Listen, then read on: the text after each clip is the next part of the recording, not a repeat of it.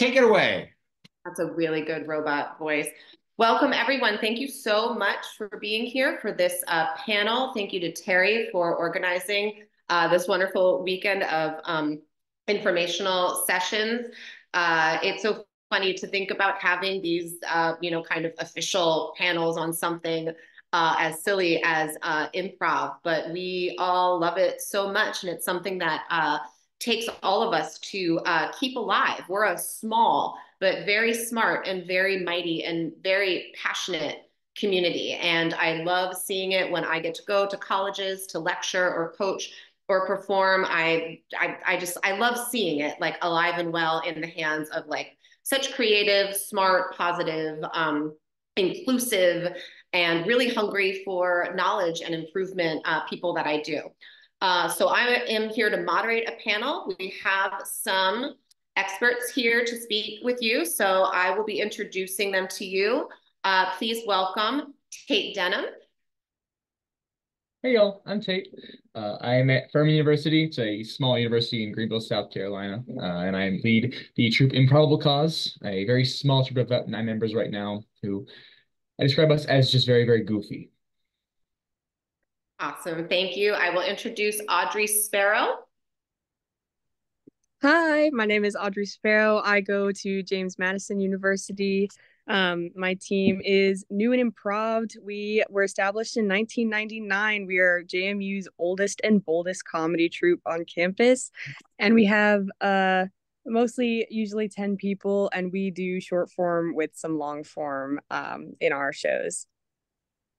Awesome, thank you, Audrey. I'll introduce Sam McQuaid.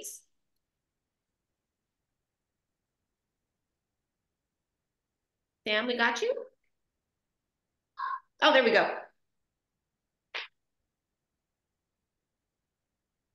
Hello, I'm so sorry. It bugged out for a second. My name is Sam. I am from 8th Floor Improv at The Ohio State University. We are a long form group of about 18 people going into auditions. And that is all. Short form, long form? Long form. Awesome. I'll introduce Jordan Vanderkamp. Hello, everyone. My name is Jordan Vanderkamp. I'm the captain of the just Calvin Improv team at Calvin University, which is Western Michigan. We're a team of 9 of us, or about 8 of us right now after the recent graduation. We are short form and not bad, I think. I'll be the judge of that. Send me your worst show. All right, and last but certainly not least, we have Ethan Rapier. Hi everyone, I'm Ethan Rapier, and I go to App State University. I'm the president of the Noun Improv Troupe. Currently, we have 7 members, but it's going to be around 9 or 10 after auditions. And we mostly focus on short form improv games, but we do once or twice a year we do like big long form nights. Yeah, that's us. Excellent. Thank you, panel, so much. Our subject today is improv group succession, as you all know, or I hope you're in the right place. And to start us off, Tate, I'm going to put it in your capable hands to tell everyone what we're going to be discussing today. Awesome, cool. Yeah, so succession, in my mind, I think in everyone else's mind here, is basically what happens after your troop, like a senior leaves. How do you continue the legacy of the troop going? How do you kind of maintain the energy and the comedy of the troupe throughout the years, carry tradition, carry the meaning of the troupe, and genuinely keep the name alive at your school? It's obviously a very important thing because you don't want to come back to your school in 2 years and be like, oh, my troop's all dead. That's terrible. So it's important in that sense for me, and also, tradition matters a lot. Kate, you are muted. Terry, if you mind unmuting Kate. Terry, help. 1 second, everyone. I'm bad with tech. I was a theater major. Give me a second. Here we go. Here we go. It's happening. Quick, Somebody Tate, vamp. 5 of comedy. I'm so sorry, Terry, to make you work above your pay grade. I have a 4-year-old son who's supposed to be going to the pool, but he keeps walking back inside to sing very loudly for you all. I'll tell you what. I'll tell you what. I'm probably being too micromanaging about this. I'm terrified of Zoom bombers. I do have some Zoom bombers, but they haven't been around for months. Let's risk it. I won't put the controls back on. You can mute yourselves throughout this, okay, everyone? Oh my An gosh, audience, I'm just going to trust you. You sure. can't hide your 4-year-old skills under a bushel. You got to let us hear the singing. He's so loud, so loud all the time. Let's start with the first question that I'm going to pose to you. Basically, like this goes to what Tate was saying about like how much we care. What I was saying about how I feel is panel. How have your troops, how have your teams, how have your groups fared with the talent drain that comes with graduation? What kind of pressures come with that? Emotions come with that? And what do you do to counter any of the negativity, or as was said by one of the lull or the confidence punch that can come from maybe your biggest and brightest stars or your oldest and sagest members, the people you looked up to, the people that help you grow?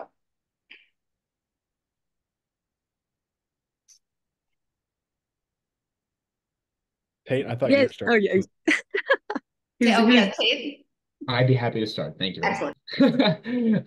Yeah, the confidence punch is definitely a real thing. We had 4 seniors leave in my sophomore year, so it was like half our troop is suddenly out of the door immediately as I get into the troop. And it was tough for a little bit, but having the light auditions coming up pretty soon is helpful. End of the day, your troop's culture is going to shift a little bit, and that's just going to happen. In no way can you avoid that. And it's a good thing in some senses. You don't want to say the same every single year after year. But managing that confidence punch and trying to like make it the succession actually happen is looking for good members, and that's come to the auditions. It comes to marketing well. So it's a lot of different steps you must take to get there. But personally, I know my experience. I am probably the biggest fan of the word energy you'll ever meet. I don't care what kind of energy it is, but if you have the energy and you bring it in the troop, it's going to make us a better place. And I want that to kind of happen. So we're constantly growing. And the energy is the kind of people you want because they're the ones who are going to help you with succession. There's no verb for succession, so I'm struggling there. It sounds to me like you're saying to attack that lull by being proactive. Yes. Sam, you have quite a huge squad. How have you found that success after graduation happens? How have you retained? How have you recruited? So, I'm going into my 3rd year in the group, and when I auditioned, there were 6 people in the group before me. I got in with 9 other people who had never done improv before. So we became a group of 16. And the reason for that was because almost all 6 of those people were about to graduate. So they were just throwing out a wide net to try to keep the group alive as a last-ditch effort. And figuring out succession after that has been a wild ride. I think that the biggest key player was individual investment. If every person in the group feels like they are playing an important role, if they're not just coasting along and listening to the upperclassmen of the group blindly, then it's easier to be on your feet once they're gone, I think. How speaking of, we had an interesting conversation in our break room before here about recruitment processes. Ethan, how you had a very interesting, someone told you what they did at their school and you thought it was brilliant. I thought it was brilliant too. Yeah, so I learned this from the panel about teaching improv on Thursday, and I forget which of the panelists said it. But he told me that they would stand outside of acting 101 classes to hand out flyers to people that are just happy about acting, and that really helps find the next generation of people to bring to your team. Because you'll probably lose a lot of people over the summer because graduation, um, and you lose a lot of like inspirations uh, that were there before you, people that got you into it in the first place. So now it's like your job to be that person, and and inspire the next group of actors and performers to get in there. So I really like that idea of standing outside of the low level acting class and just, you know, gauging interest. Yeah, could I bounce off that? Absolutely. I feel like the best, if we're starting to talk about like advertisement and recruitment, I think the best advertisers are your team itself, because improvisers are supposed to be like fun and engaging. So my thought was, at my school we have move-in days for like freshmen, where just leadership of across all orgs just kind of chip in and help, like, carry the mini fridge up to the third floor. And so like having your team kind of go out there maybe in their improv shirts and being like, hi, I'm on the improv team, I'm here to help you, I'm a cool person and you too could be a cool person, is an idea that I've been trying. That's super sweet. I Like mean, yeah, helping people out. service, right? Awesome. Yeah. Audrey, I'd like to bounce to you, not to put you on the spot, but you and I share something in common of trying to get maybe not the stereotypical improviser or what we see as the stereotypical improviser, especially like back in Terry's in my day, in the olden days, is getting the non-males on the team. How do we reach out to the people who aren't, like, who most of the time it comes with, that certain confidence, that certain swagger, but maybe the people who are not, coming with that energy.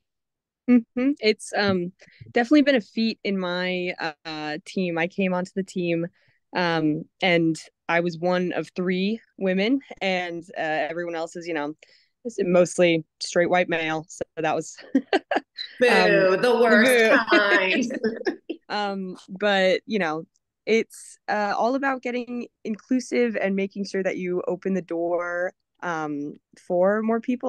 This is going to be my third year on the team now, and we're having half it by now. So and it's all about setting that up in terms of succession, so that other people they'll see the team later and they'll say, oh, I am a woman and I'm so scared of doing improv, I've never done it, but there's so many women on this team. That is something that we can instill in the future, and hopefully better our team for just making it more comfortable for anyone of any walk of life, whether you're a woman or person of color or trans or anything. You can be inclusive in all ways, and that is really important in succession, making sure people want to be on your team in the future.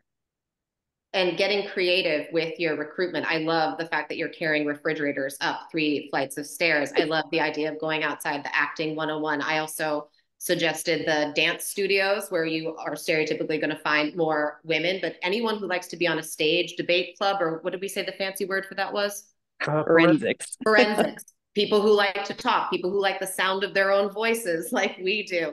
Those are the places to put your flyers. And we also had a discussion about holding mixers as another creative way. You put a poster up around school that says, hey, even if you don't know what improv is, if you like laughing, we're having a party with some free chips and some free soda. Play short form games at a party. And not every person's going to audition, but it puts a face, especially those of you who may be the captains or the presidents or the leaders of your team and are older. It puts that a face to improv at the school. I'd like to move on. Speaking of captains, Jordan mentioned that he's the captain of his team. What are some approaches, some policies, some bureaucracies that you have organizational wise that you believe helps with these successions? What kind of law and order works for you, and what doesn't work for you? Ethan? Oh yeah. So, when I was joining the team before I was president, the previous president, he joined right after COVID, and they took like a huge dive in members. So what what he did with the previous president was they sat him down and they told him all of the traditions, and they gave him what we call the Noun Bible, which has now been passed down to me, which is essentially a book with all of our games, traditions, how we work shows, how we do stuff after shows, any like inside jokes that can be carried on, anything to keep our team culture going and make sure that it can still be new and revitalized every year and every semester. And I think having some sort of document that just has suggestions, not necessarily have to do it, but I think it is important to build a name because Noun itself has been around since I think 1999. And so like you can only go that long. Because I think Audrey, you said yours was around since 1999. Yeah. You can only be around that long if you have some level of organization on how to pass it on. And I think that's really important, especially with just improv in general. Yeah, Audrey, Yeah. you mentioned hand-me-downs, which I thought was so cool. Can you explain that? Yes, absolutely. Well, off of Ethan's as well, it's like we have not like a physical hand me down in this way, but we have a Google Drive, of course, with all of our documents, and one of those is a list of all of our games, which has been difficult because past members would just say, "Oh, this is the name of the game," where it's like the all it says is like bucket of death, and it's like, what does that mean? How are we supposed to play that? So it's been like a real feat going through this year and looking at giving names and definitions to these games. But otherwise, we also have hand me downs in a physical sense. There is a like a president booklet that is super secret, super hush hush. You don't get nobody's supposed to know.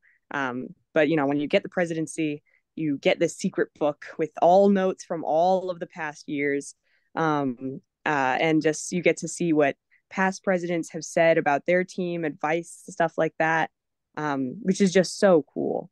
Um, or otherwise, we've also at our like callbacks for our team will have them have the people getting called back like sacrifice an item, and I sacrificed a lamp, and now 2 years later I see that lamp in like my old president's home that I sacrificed. So Oh, very very physical hand me down from other teams. I feel like is a good way to keep traditions and keep passing down a team physically through others' hands.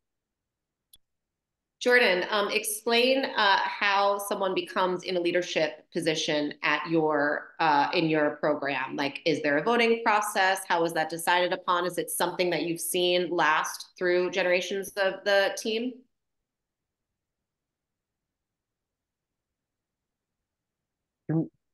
oh, He can't unmute. Oh, he can't unmute. I'm sorry, Jordan. All right, let's talk about your audition process. Now that we've gone from the recruitment, just getting people interested in getting faces and stuff. Sam, can you tell me how you run your auditions? Yes, I would love to. And it is if any of you are in the area and want to come to Ohio State, they're in about a week. Um, and we have two open auditions that you can show up to either one, but not both.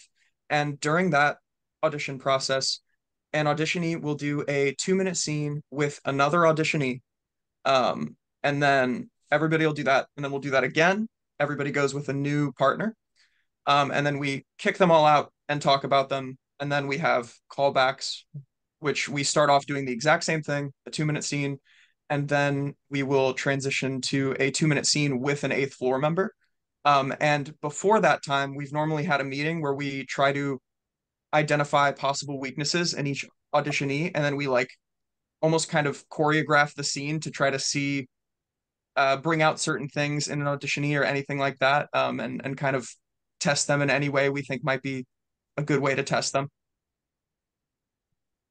Awesome. Jordan, now you're unmuted. Yay. Can you can we track back to about the process of choosing leadership roles, whether you're a scheduler or a president or a captain? Yeah. So maybe we should have a little bit more like electoral college than we actually do, but it tends to just be like previous captains choosing the next captain, sort of passing the torch. Sort of along with succession, I have been trying to mediate like fewer tasks to the captains because there are two of us, and sort of passing them on those roles on to like the next class so that they can help understand like what the tasks required of improv are. So bringing in lower classmen, so that means like having a lower classman person take over the Instagram and designing the posters to make sure like not only are the lower class not lower class, underclass people more represented in the conversation, but also that they get invested in the administration of the team. Just because like administration is the hardest part of improv because everyone on improv is super charismatic and that's the fun part is being funny. The hard part is like booking the room.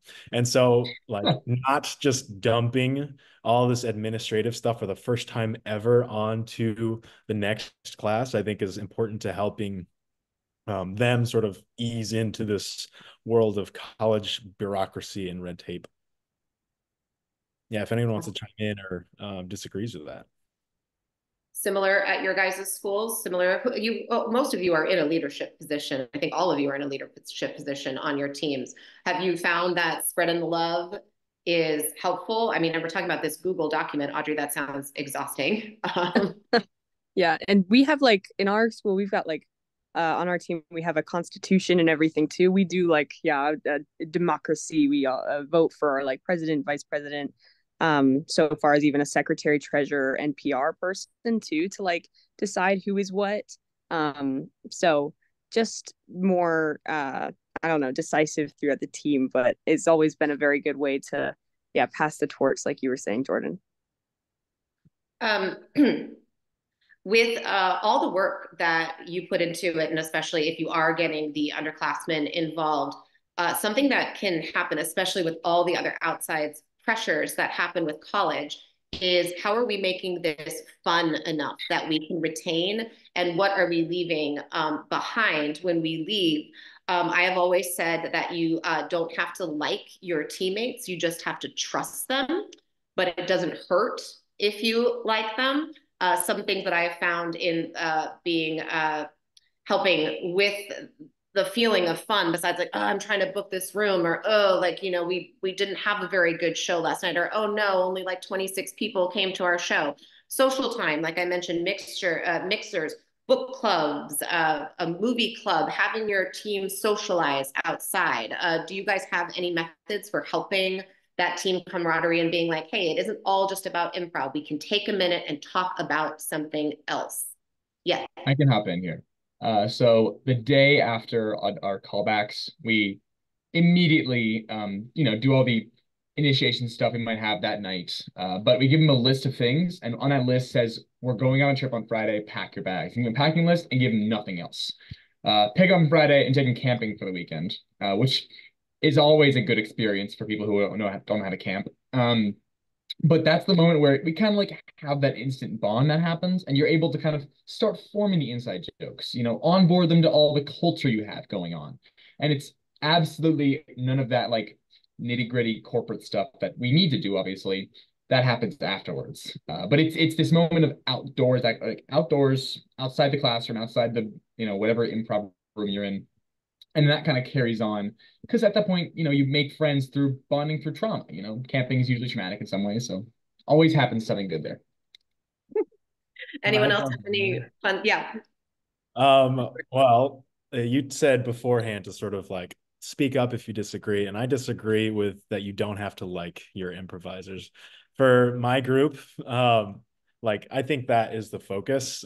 Maybe we don't necessarily do the tightest improv, but we do have so much fun because we're all so close together. And so like practices, we start with highs and lows. So everyone goes around and says their highs and lows. I'm sure everyone does something like that, but that tends to take up like almost 50% of our practice sometimes. And we practice for 2 hours. So I think like that's the best way, in my opinion, not only to form team cohesion. I'm sure I'm wrong because like there are book theories, right? There are books on improv. And so just liking your team isn't going to make you better improvisers, but it's going to make us have more fun on stage, which will make everyone have more fun. But it also like concrete that team culture that makes people want to come back. It makes it more important. Like if it's a club that you're adding to your resume, you got motivation to come back. But if it's just a club made up of your friends, that will get you back even more and want the next generation of improvisers to want to continue like that legacy that they had before to pass on to the next people. Mm-hmm. Yeah, to clarify, I mean, you don't have to be best friends with your teammates. They don't have to be your only social life. You guys share a common interest. And what we try to do, because it's about having fun, because it's about being honest, is that social time, kind of like what Tate was saying about like, let's go to the woods together. You're going to leave a lot closer than when you went. I was on a team where we had a book club. We met every week. You got to hear thoughts coming out of these people's heads. And two of the people on the team I was not particularly close with when we were put on the team, you know, against our will. You're put on a team together where I come from, and that's your team. And boy, just that once a week, getting to hear them think and speak, we ended up really great friends. So just to clarify, like, don't, you know, you don't want to put someone that you hate in your club, someone who's rude, but, you know, trust is an important thing. How can you build more social relationships within? Because also as leaders and as older, you'll see maybe not everyone is best friends on your team. What can you do to help people connect more? And I think something like a camping trip, something like, oh, here's these funny traditions. I'm going to steal your lamp for 2 years. Those are the kind of things that build those friendships. Um, Audrey, you said something great that I want everyone to chime in on. You called your team the oldest and boldest. And I love that. I love a descriptor. How in your clubs do you have this signature? How do you have this this kind of this mission statement or this descriptor of like, this is you, this is what your club's about? And how do you use that to draw in people or shape the new people and get them integrated? So our team, we say we're the oldest and boldest. It's just sort of like our motto, our tagline.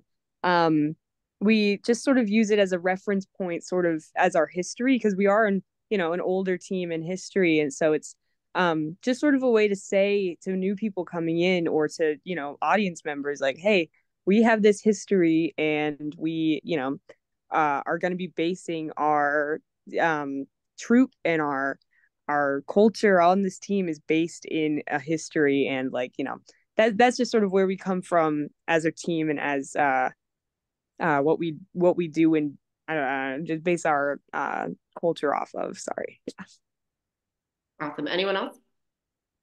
Yeah, and this loops back a second a little bit too, but our motto is best friends doing best friend improv, which is something that I die by. And I think when it again, kind of circling back a bit, getting into like group bonds and like tightness of the group and cohesion and stuff like that, I've always found that the most magical thing is that my best friends on my improv team are also the people I have argued with more than anyone in my entire life. Because it's so cool because there's this unique thing, there's this niche thing, improv, that your family's never heard of and you barely know any people who care about. And then you get to hang out with this group of people that loves it just as much as you do. And that I think continuously, like that's a really strong bond that keeps us together. Sam, can I ask, is it like you've always been on a team of 16 or more, right? Or something like that? Correct. I, is it hard to be on that big of a team? And like, do you feel close to everyone, or like there are people you're closer to and therefore like that you're better in games in? How does that big of a team affect sort of team bonding? It is definitely, no matter what, you're going to get varying levels of commitment in the group, but generally it seems that like uh I have ended up living with six team members throughout the last 2 years. So people just kind of naturally become close. Definitely, I'm not as close with everybody, but when it comes to in practice time, um, the group is really good about, leaving everything at the door and just getting in there and doing improv together, which I find that like the level of scenes we do, seem pretty similar. It doesn't feel like, if I personally know somebody better, I am doing significantly better improv with them. Yeah. Yeah, the reason I ask is because my team is made up of 6 seniors and 2 not seniors. So we either take on a lot more people or we leave behind a team like sort of like what you had is like 6 seniors are graduating. They need to take more people or it dies. So I was curious, like for the rest of my panelists, like Ethan, Tate, and Audrey, what do you guys think is too big of a team for maybe short form? Clearly, Sam has a bigger team, but what do you guys think of that? We discussed for a while potentially adding like we used a bunch of different words where we used the words probationary team, uh, the less popular B team, also like a junior varsity because we thought that was kind of funny. But like uh, we we we haven't fully decided on it. I'm not against it or for it, but I think it can be a good idea to have uh, another team of people or just more people that you can throw in at any time that are just ready, that come to all the rehearsals and are just ready. And maybe not necessarily, maybe under the name understudy, something like that. We could never really find a name that worked without being like some level of condescending. Uh, but like I think you can do improv with a lot of people. Um, but obviously I think the smaller and more close knit it is, maybe the more it can shine. Um, One tradition we have before every show is we go up to every single member, normally about 9 or 10.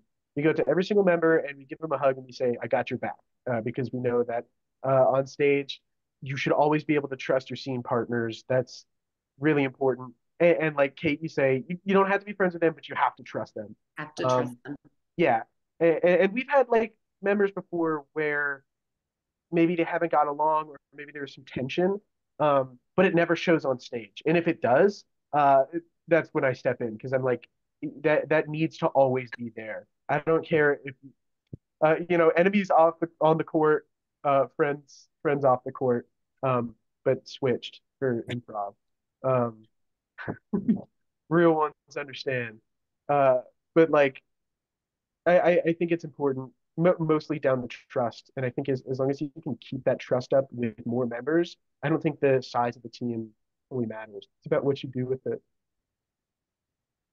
Tate, you have a smaller team.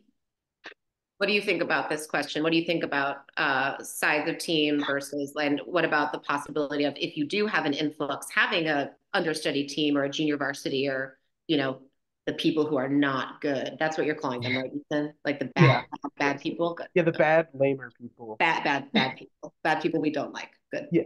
Well, I can firmly say our troop has no bad people on it. And I don't think any troops do. I think if they're on a troop, they're on a troop for a reason. And maybe they aren't as developed yet, but they're there for a reason. And I, I really actually, I hate the idea of having a B team. I think it's kind of demeaning, as we just said. Our troop specifically, I know we are very much like everyone's the same playing field. I may be the president, but that doesn't mean anything really. I just make the big calls if I have a big call. It's an improv troop. What kind of big calls do we have? um, but usually, my biggest example of how we're on the same playing field is voting. Any decision ever is unanimous. You cannot cause something to happen in our troop without every single person saying aye or nay, of course. Um, you gotta have that. If you don't have the same playing field, then the trust kind of goes weird. Obviously, you can have a supervisor, someone telling you like, "Oh, when you this done, and this done." You can't have someone who's bossing you around because then the trust gets a little weary and there's some friction with the communication. So I'm a very big fan of for me on the same playing field. And the succession aspect of that is getting new people. You just got to make sure you get new freshmen. That's all you get. That's all that matters. But then passing the torch for the next person who is going to be delegating, no matter how democratic it is, if you have a leader, that someone's going to look to you at some point, you know, Yeah. and either be like, I'm upset about this. I want to try something new. I need your approval.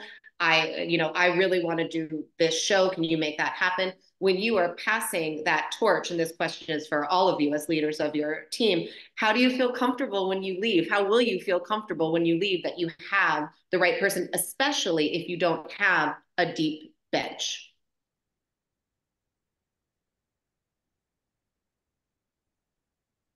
That's tough. I'm gonna take this one.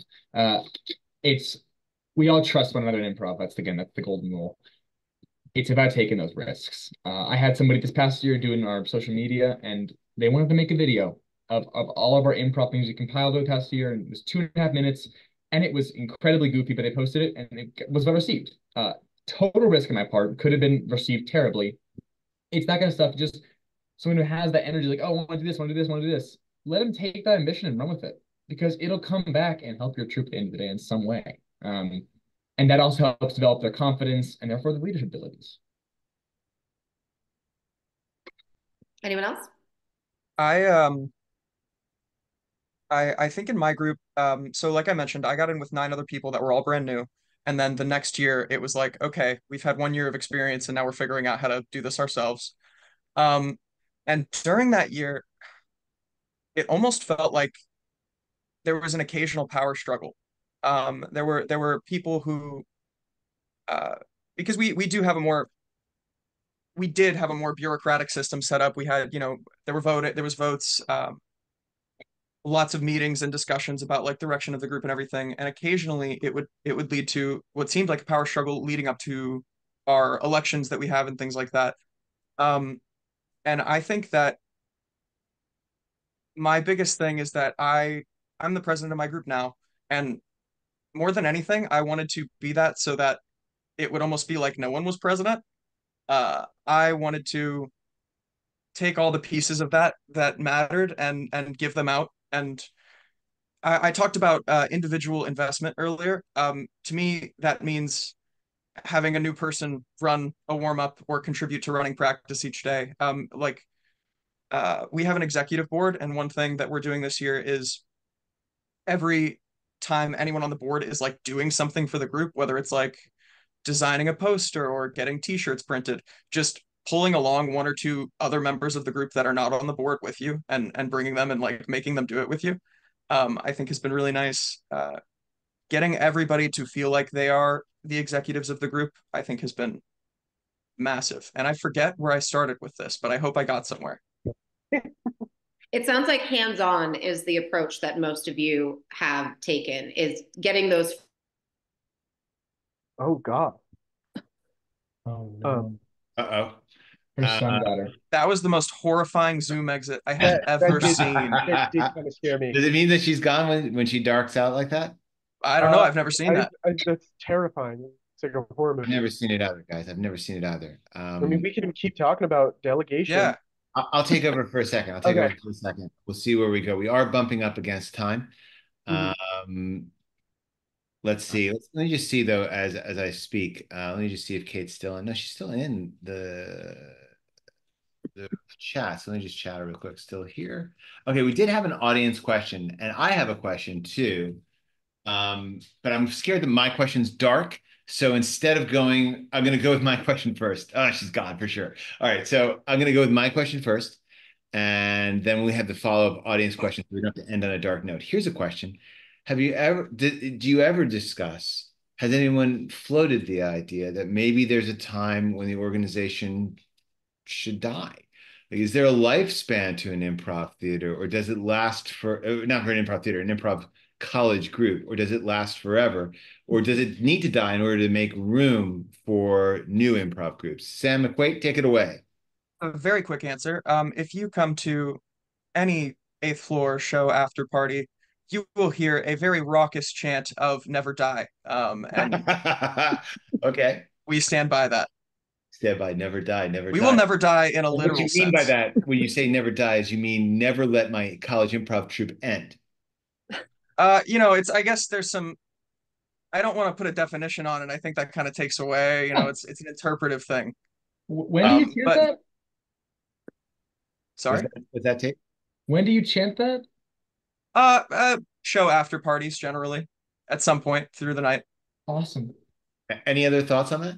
I, Any other? I think. Oh yeah. Go for it, Audrey. Okay, pass it on to you. It's just a matter of enthusiasm. I think if you have a team that isn't lazy and wants to put energy forth, it'll never die because you'll continue to have people who want to do improv, and then you'll enlist and cast more people who want to do improv. So with a string of enthusiastic people, it's hard for a team to die if you just want to do improv forever and ever, then you will. Well, okay. I, Well, hold on. I want to push you guys in this a little bit, and not the two people who answered already, but for everybody else who might want to say something. Um, your team ending is not the same thing as never doing improv again, or they're not being improv at your school. Uh, so my question is it like, does is there a risk of improv on your campus becoming calcified? because of years of tradition layering on top of each other? And is it possible that by burning it down, something new, more vibrant, more exciting will replace it? That's actually a really good question. Noun has been around for a while, and so have the traditions. And because of that, we've even like we've there's a reputation or like a stigma for some people.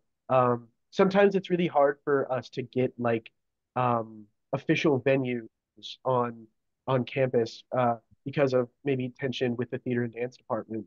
Um, and sometimes it makes it difficult to get a place if you ask maybe a theater dance professor if you can book a place. And maybe it would benefit from like a new team asking for it. And they're like, well, you're not those noun guys, so we trust you. Uh, and maybe there is some merit to that, but I don't think as long as there are freshmen that are excited about improv to try it or have done it in high school, or as long as there are people that watch YouTube shorts of dropouts, there's always going to be an audience for or like a place for that for those people to really shine or or output what they know and what to do. Yeah, if I could add on to that, I feel like circling back a little bit to what Tate said at the beginning is like there will be seasons of improv. Like you're going to change each time you get seniors graduating, it's going to be a new improv team.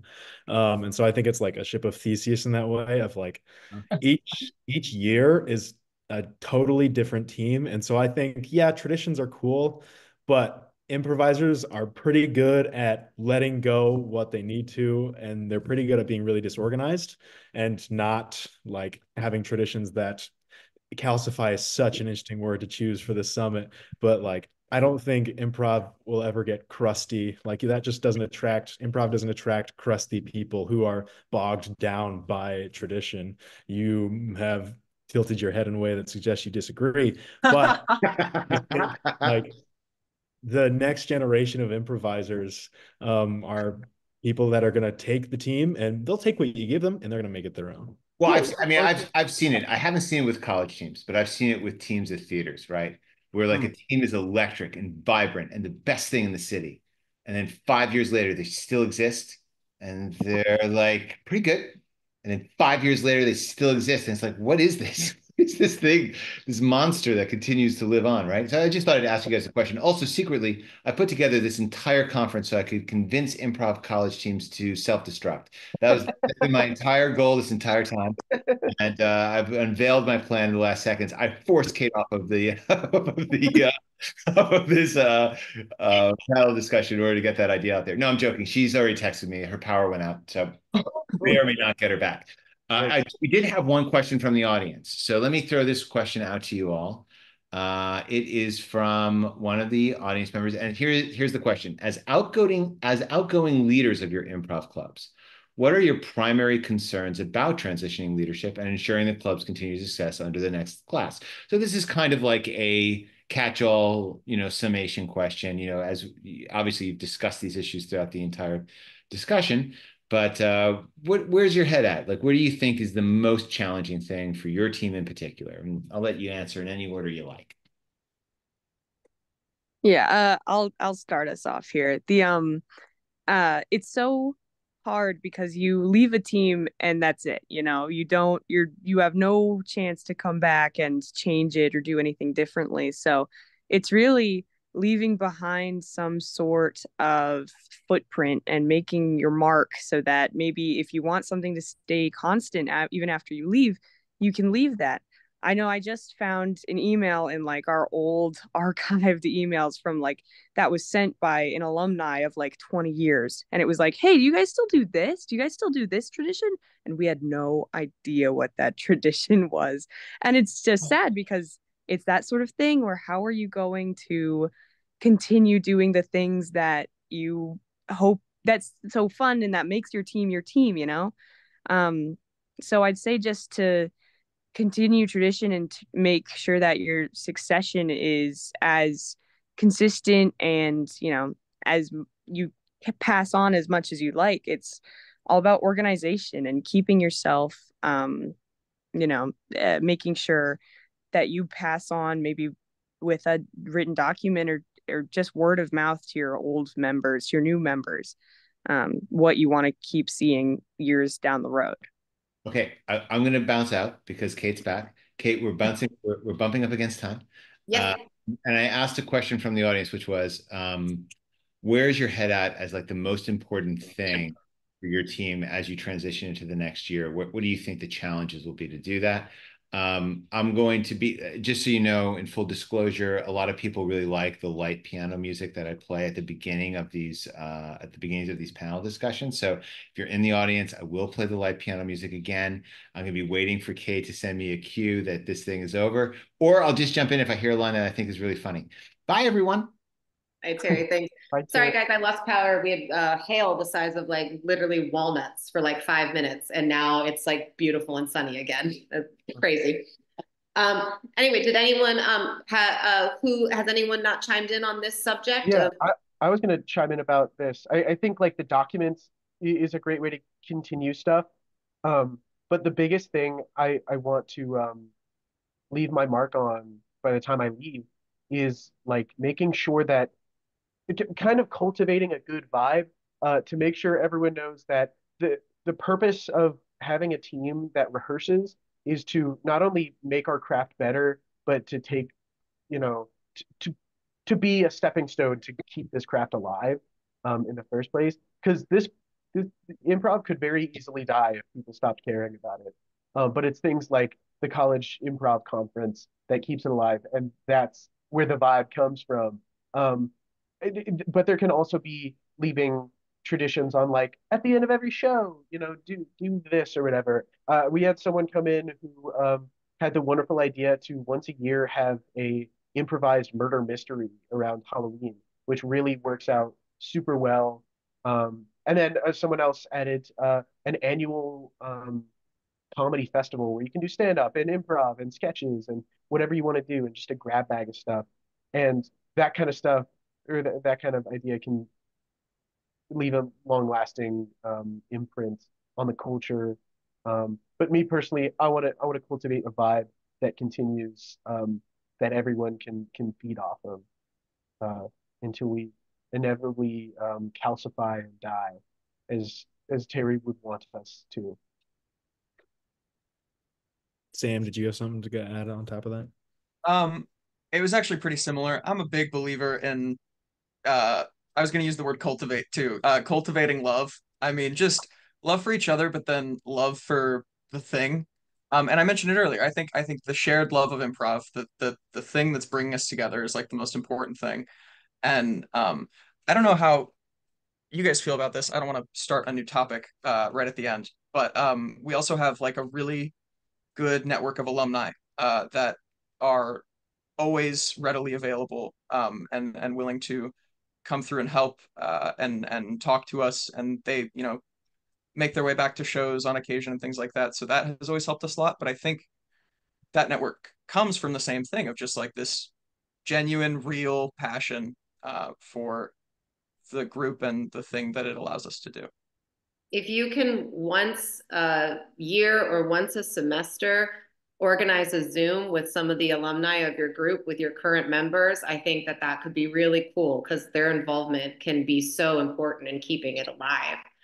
I was hoping that we could wrap up with your best piece of advice from each of you as a leader of your group, as people who have seen people come and go.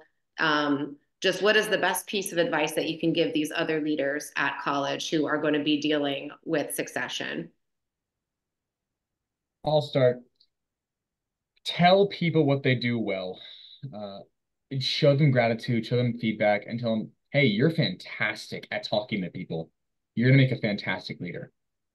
Be genuine, be serious, provide feedback, and provide evidence for that. And that's going to boost them so much. And that's really going to put it in your hands. And then one last thing, alumni event wise, host a show where the alumni can come back and play in the show. That has always been a favorite of our troop. And it happens every year at homecoming. Perfect time. Awesome. Thanks, Tate. Sam, piece of advice? Yeah. I think this applies to like everything, and this has been a big philosophy of mine, is uh, take it as seriously as possible until you start taking it too seriously, and then stop right there.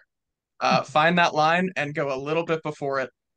Um, and people will tell you when you're taking it too seriously.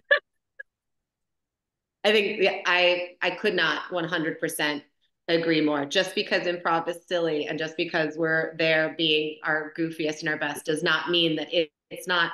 It's a business. Like Ethan was saying, like there's books written about this stuff, and we who love it, we take it seriously, and we deserve to take ourselves seriously, and we owe it to ourselves to put the work in. Ethan, give me Yeah, your best piece of advice. I have something my mentor always told me was it's just theater, no babies are going to die, which is very, very much true. You can't, it's not going to be the end of the world if you bomb, but also you don't go into it with the intention of bombing. My biggest piece of advice is to make everyone feel as comfortable as possible when leading a team. Make them feel like they can be silly and stupid and overstep and see where they can go, because it's way easier to pull someone back if they're going too far than it is to build someone up to have more energy. So I think that's probably my best. Very sage. Audrey. I've always stuck by the phrase, um, ask for forgiveness, not permission. If you see something that you think can be improved on your team or something that you want to pass down for the next generations, just do it. Whether you're on exec, you're a leader, or you're just some guy on an improv team. Just do what you're gonna do. Have fun doing it. It's improv. It's fun. Um, go crazy. All right, Jordan, give it to me. My advice is to fail, or kind of echoing what everyone has said here, creating a community where it's okay to fail, because that's how you're going to best learn. And so I think passing on a community that's kind and welcoming, is the most important thing, where you can feel comfortable to learn from your mistakes, and it's okay to make mistakes. I want to thank our panelists. I appreciate this so much. Every day is an opportunity to learn. And the fact that I got to ask you fine young people questions and hear your answers was really special for me. For those of us who joined us, thank you. Thank you for keeping what we love alive and welcoming new people into our world. Like, let make those freshmen drink that Kool-Aid, like they don't know how much they're gonna love it. They don't know how much they're gonna get from it and how much that you can take this lifestyle into your daily life. I mean, Terry and I are parents, and you're just making that shit up as you go along. And boy, am I happy I have 20 years of improv up my sleeve. So thanks for joining us. Thanks for supporting everyone. Be safe and have great years at school. I mean, man. Fantastic job, everyone. I've opened up the breakout rooms for the panelists and for the moderator and for everybody else. Here's that sweet, sweet light piano music. Feel free to message me if you want a link.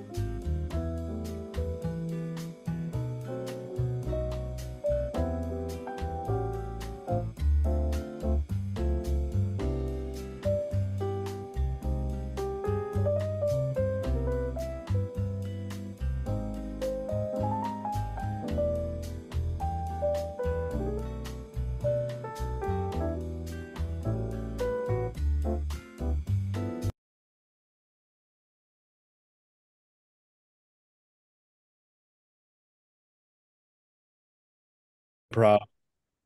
Oh, what? Whoa.